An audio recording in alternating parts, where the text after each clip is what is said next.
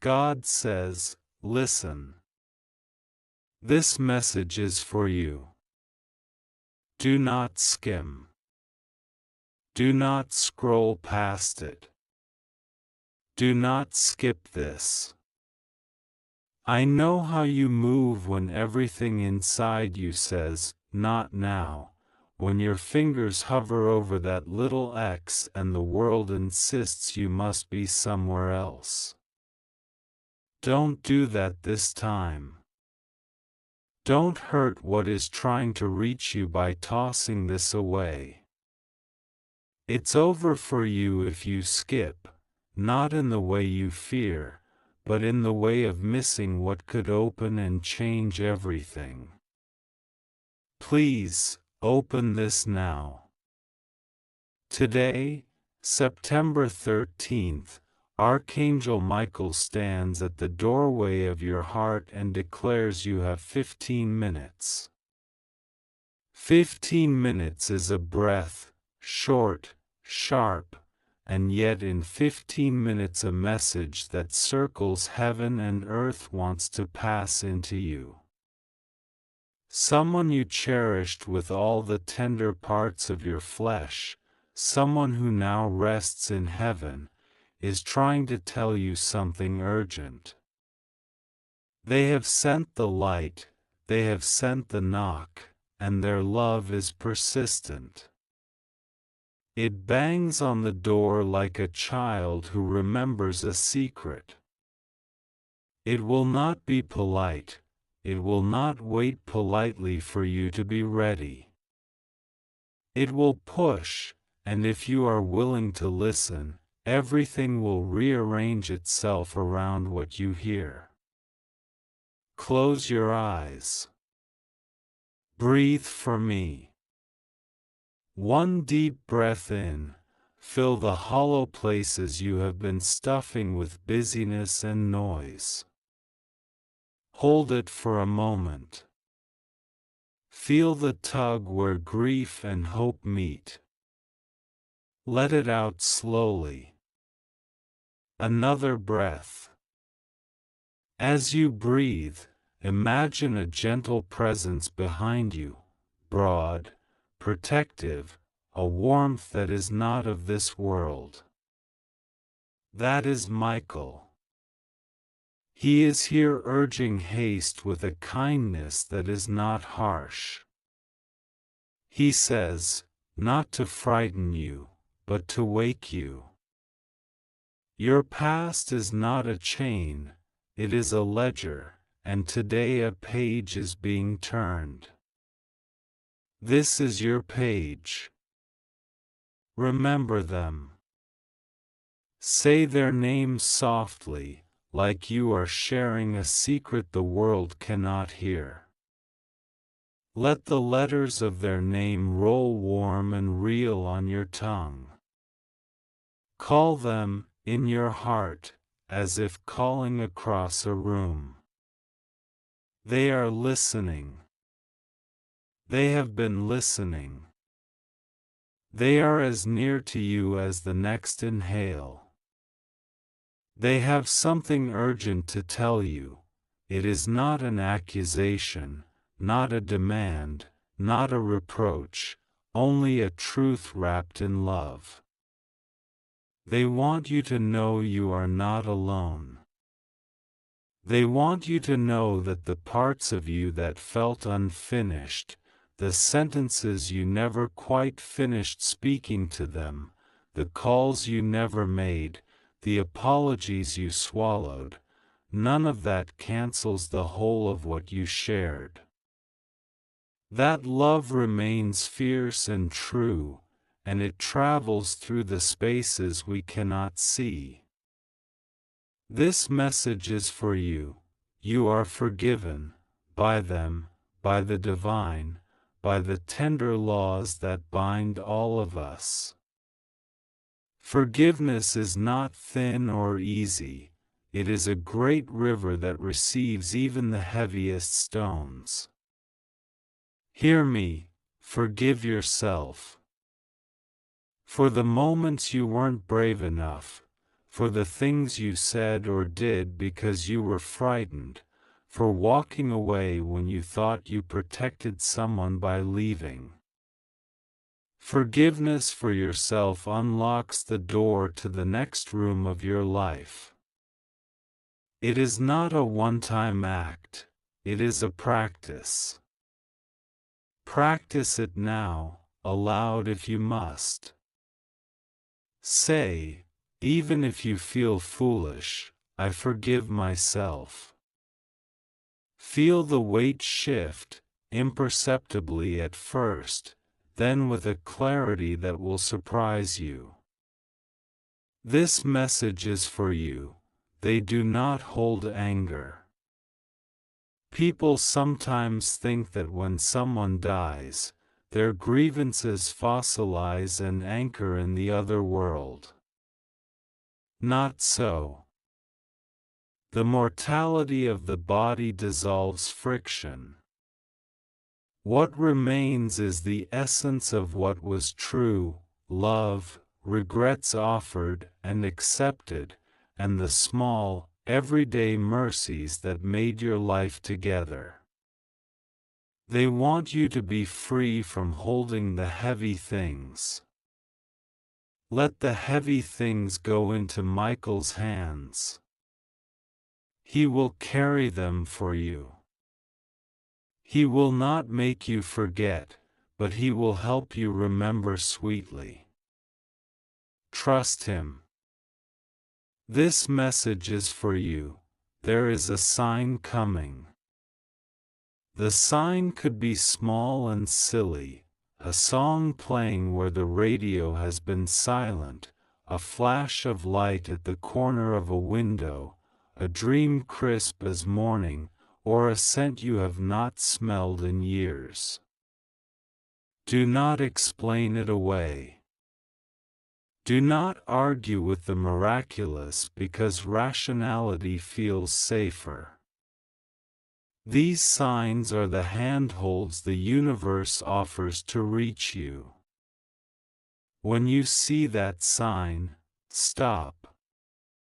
Thank them. Speak to them as if they were in the room with you. This recognition is a prayer. It is a bridge. Notice it. This message is for you. Someone in your life is about to change. It may be a relationship that has been fraying and will mend if you reach out differently. It may be a chance to let go. It may be a legal notice, yes, a real-world thing that cannot be ignored, a letter that arrives and asks you to pay attention. If that is the case, do not panic. Rise early, gather your paperwork, and ask for help. There is a divine ordering to practical things, and angels can stand at mailboxes and courtrooms as well as at the bedsides of the dying. Michael says, act with clarity. Do not be ashamed to ask for help. If you are being asked to account for something, account gently. Speak truth. Let truth be your shield. This too shall pass. This message is for you, your family, maybe a child, maybe a parent, is closer than you think to a delicate moment. The choices you make in small, daily ways will ripple. Try to show up in steadier ways. Not perfectly, nobody asks that, but consistently. Love that is steady becomes a harbor. Think about the person you lost. What would they say to you about how to parent, or forgive, or hold someone? Let that memory inform your actions. It is as if their guidance is a compass that has been left to you. Use it. This message is for you, when grief feels like a storm that will wash you out to sea. Anchor yourself in ritual. Light a candle. Make a small altar. Carry a coin in your pocket, a folded photo, a song in your head. Rituals are not superstitions, they are the language the soul uses to translate sorrow into meaning. A minute each morning, not hours, not grand gestures, a minute of presence, of naming what you feel. I miss you, you might say. I am angry. I am scared. Let the words land. Let them be carried upward. This message is for you, your health matters. I don't mean this in moralizing tones. I mean that your body is the home where your grief and your joy live together. Take small, concrete steps to look after it. Drink water. Sleep an hour earlier. Walk until the air opens something in you. Your loved one would want you to live well, to keep living, to see the seasons shift again. When you care for your body, you honor them. This message is for you. Financial fear does not have to be your master. If bills make your chest tight, create a gentle plan. Write down one bill. Find one person, a friend or counselor, who can help. There is no shame in asking for assistance. Michael says the angels move through practical hands too: lawyers, social workers, community centers, people who will help you navigate these things. Begin with one small step: an email, a phone call, a list. The universe respects simple, steady action. This message is for you. Secrets do not always protect. If you carry a secret that weighs heavy, a shame, a hiding, consider the healing power of telling it, to someone safe, or in a letter you never send. You can write to them. Tell them everything you never dared to say. The catharsis will be a current that cleanses. You do not have to confess to be forgiven.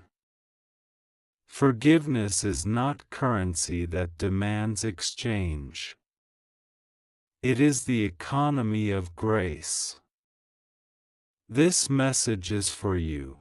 There are people in your life who will surprise you with compassion. Be ready to accept kindness even when you believe you have nothing to offer. Acceptance is not weakness, it is wisdom.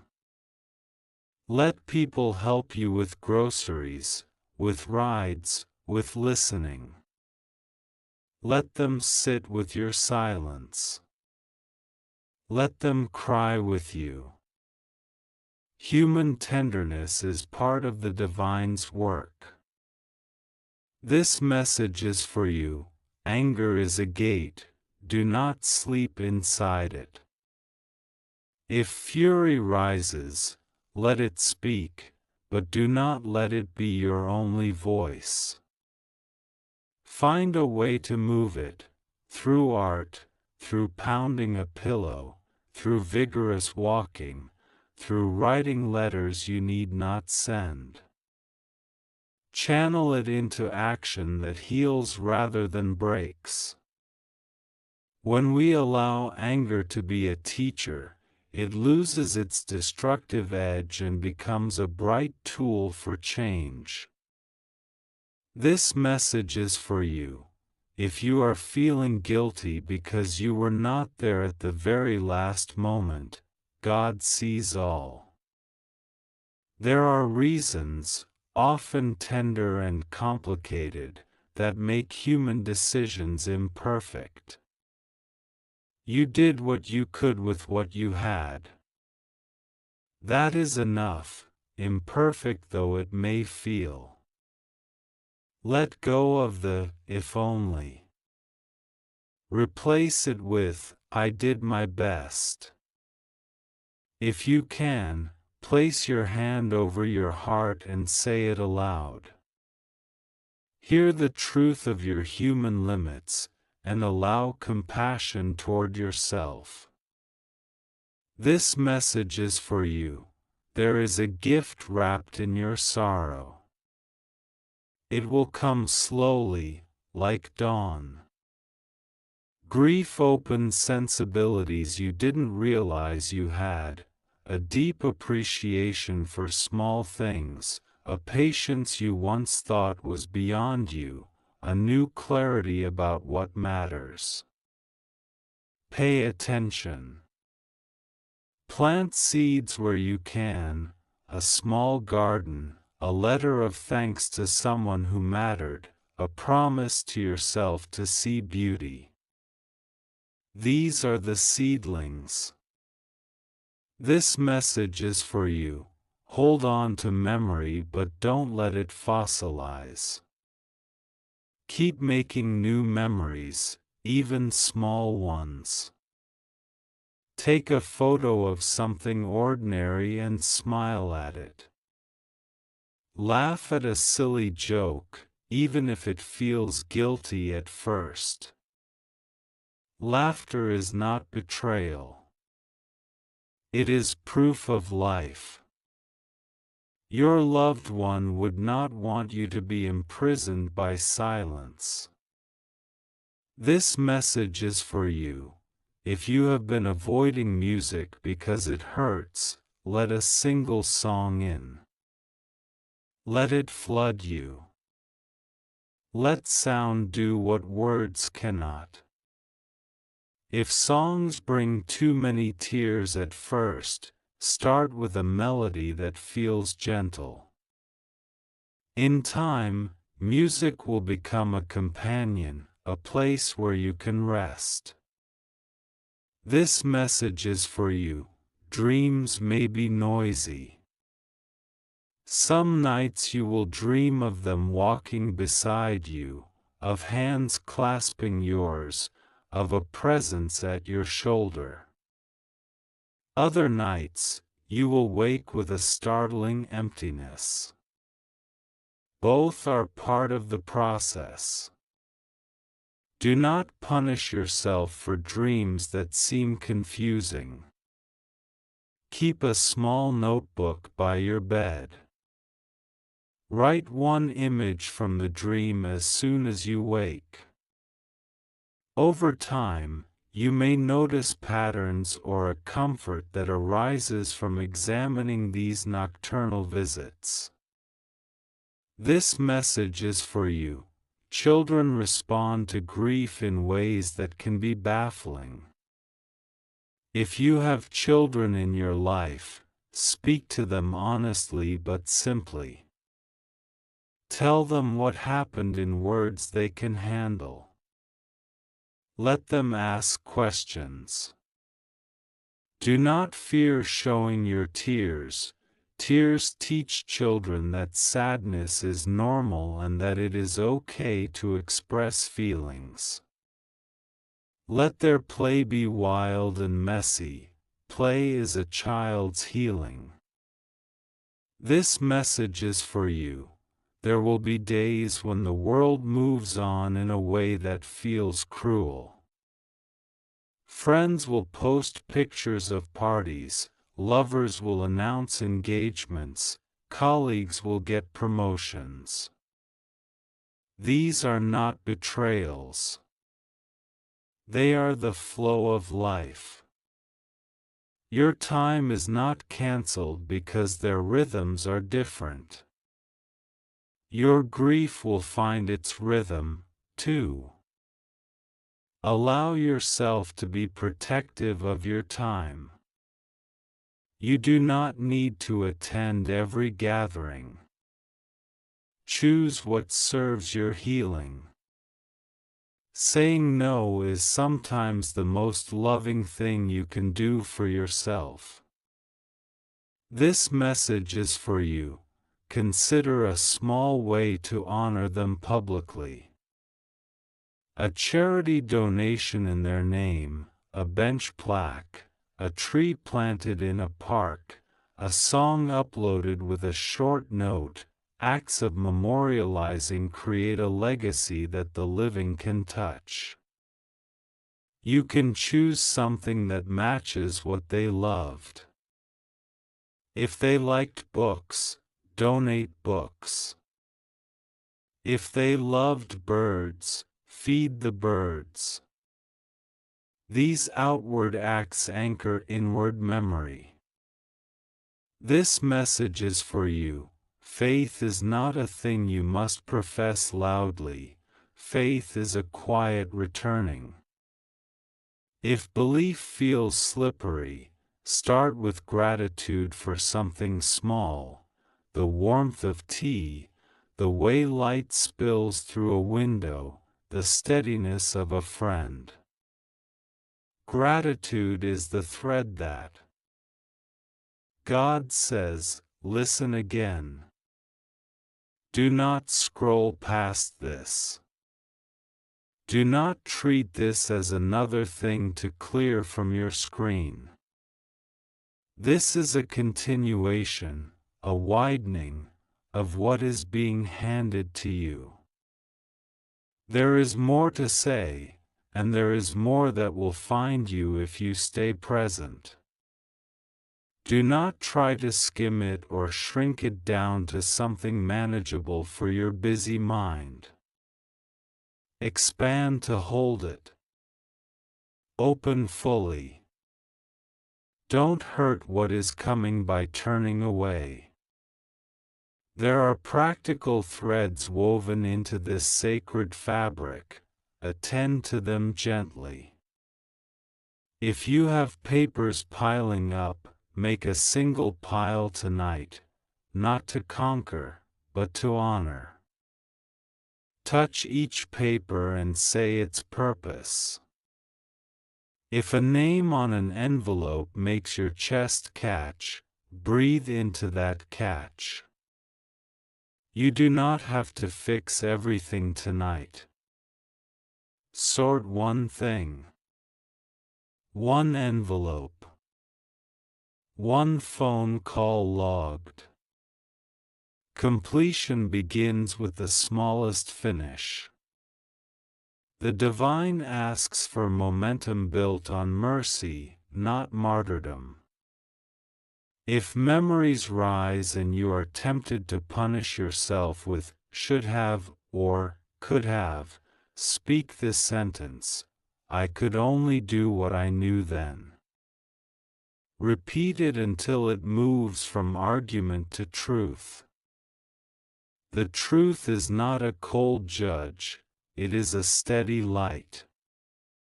Let the light show you what you can do now. If you failed them, then repair where you can. If you cannot repair, then forgive the limits of what was human.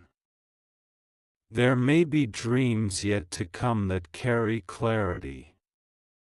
When a dream wakes you with a jolt, do not rush to make it mean something dramatic. Instead, ask, what feeling did it bring? Was there a color? A place? A repeated phrase? Keep a running note in the margins of your phone or a small notebook. Over months, patterns will reveal themselves. You will see a kindness showing up again and again. That is your map. Follow it as you would follow a lighthouse through fog.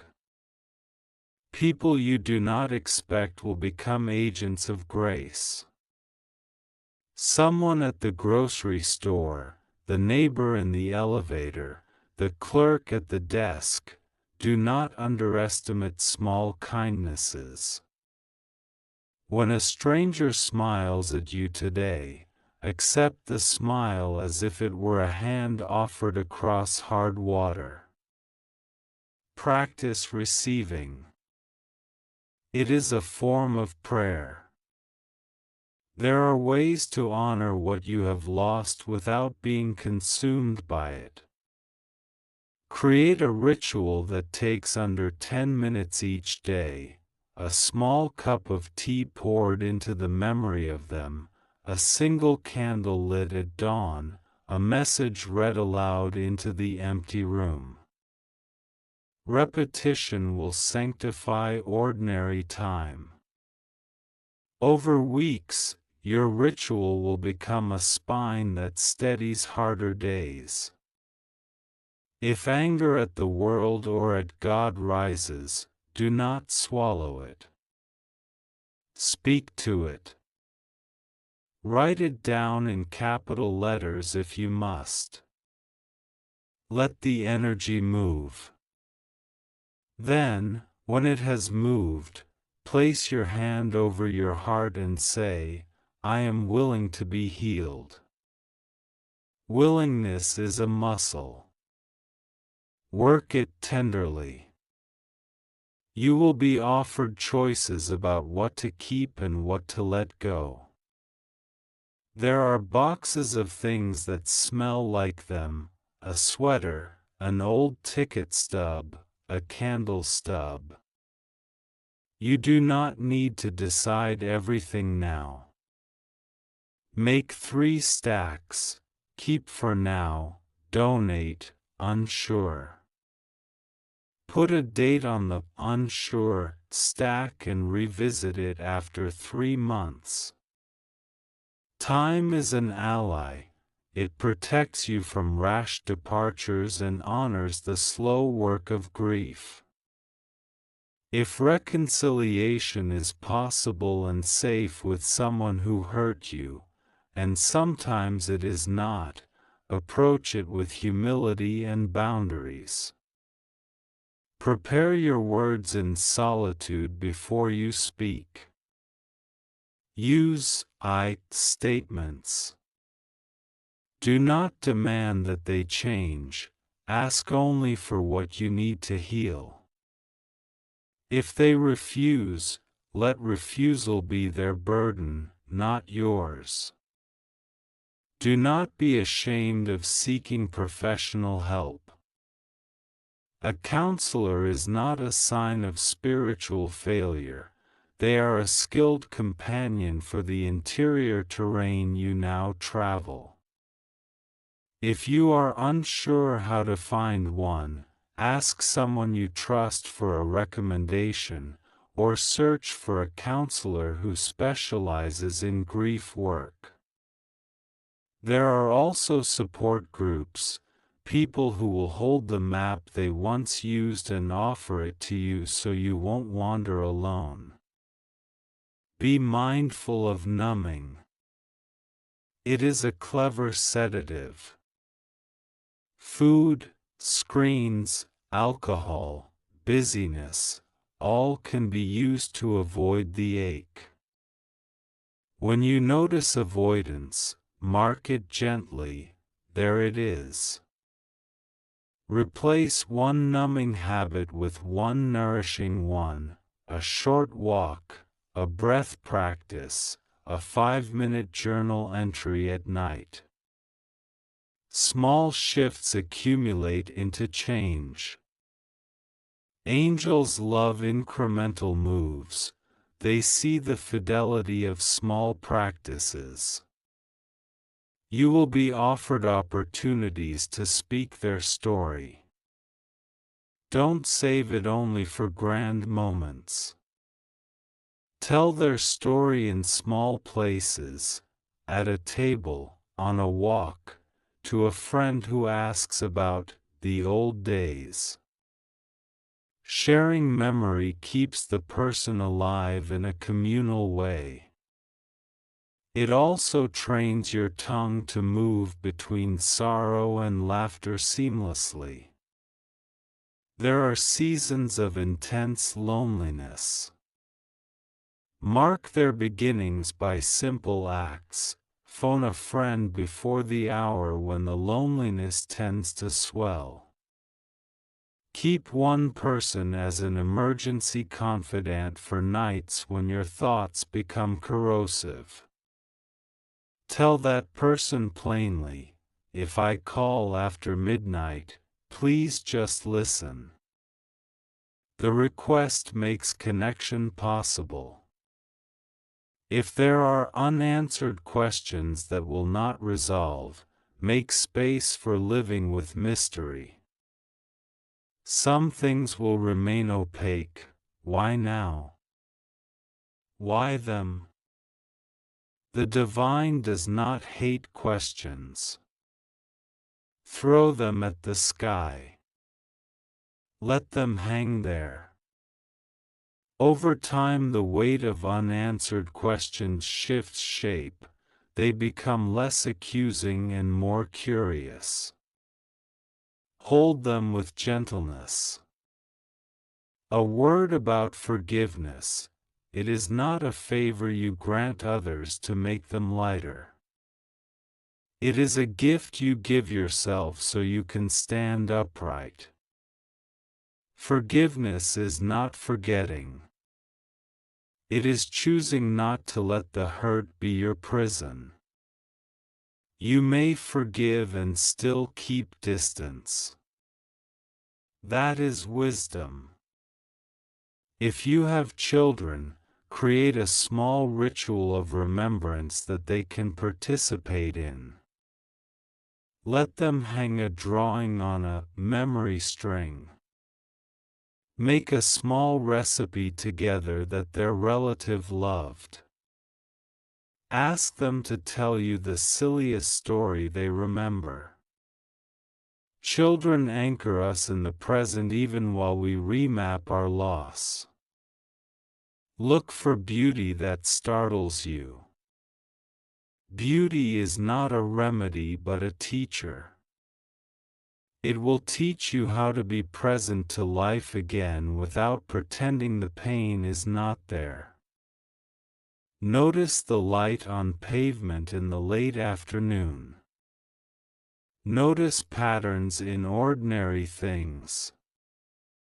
Let beauty be a language you learn again.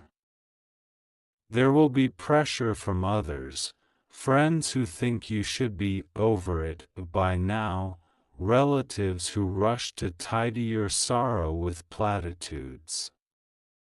You do not have to educate every person. Set one line you will use when asked to explain your grief on tired days: I'm working through it. That line protects you. Use it. When anniversaries arrive, plan a small act of remembrance that gives you choice. Invite someone into it if you like, or do it alone. Prepare a few sentences you can say if people ask what you did. Preparing softens the sharp edge of surprise. If you are caring for practical matters, legal, financial, gather one trusted person to be your partner in those tasks. Grief makes detail slippery. A second set of eyes will help. Create a checklist and cross items off as you do them. Each crossed item is a small triumph. If music has become a trigger, build a playlist in stages. Start with a single song that does not overwhelm you. Add one song every few days. In months you will have a set of songs that carry both laughter and tearing. Music will become a map of healing. If prayer feels distant, begin with listening rather than speaking. Sit in silence for 3 minutes each morning. Notice your breath. Notice what arises without judgment. Over time your silence will fill with a different kind of language, small urgings toward brave acts, gentle notices that open doors. Find one person you can speak your truth to without shame. This person will know your worst thoughts and will not recoil. They will not fix you. They will bear witness. Witnessing is a holy art. Let someone do it for you. There will be days when moving forward feels like betrayal. On those days, remember this: moving toward life is honoring the life that was given to you by them. It is an act of gratitude, not disloyalty. Living fully is the most profound memorial you can make. If love returns, let it come slowly. Make promises small and test them. New love is tender when it grows from a soil that has been watered with remembrance and honesty. Keep the memory of your lost one as a sacred chamber within your heart that does not crowd out the new one but makes room for different kinds of tenderness. Finally, take one small action now. Breathe deeply 3 times. Put both hands on your chest. Feel the rise and fall. Say aloud, if you can, I am here. This is not a trivial thing. It is the first true claim you make on tomorrow. Do it now. Do not delay. Do not scroll past this. God says, Amen. Keep this peace close. Read it again tonight. Let it be a lamp on your path. Do not skip it. Do not treat it like a notification. Receive it the way a parched traveler receives water. The divine is with you. Archangel Michael stands watch. Be brave. Be gentle. Live.